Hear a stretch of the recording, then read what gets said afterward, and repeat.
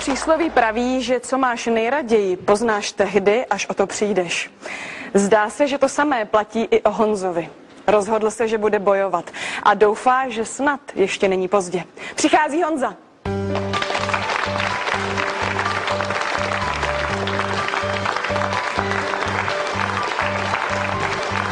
Dobrý večer, Honzo. Dobrý večer, já jsem Honza. Kdyby se neurazila, tak já tady mám jednu žabičku.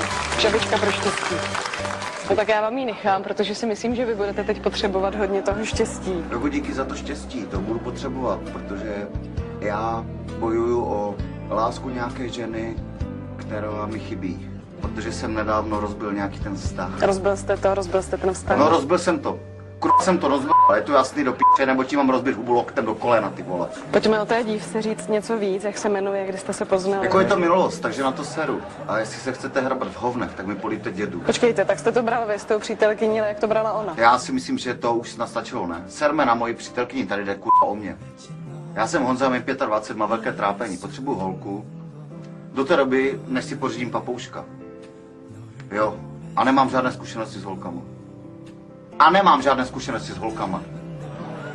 Protože moje bývalá přítelkyně byla lesba. To je docela důležitý detail. A když si vám to říkal, byla lesba. Měla jste někdy problémy s lesbama nebo s hadama? Zvykl jste si, předpokládám, na to. Vám asi mrdá v řepě, že? Asi mám klitoris. Idiot. Trošku tak přemýšlejme o mě.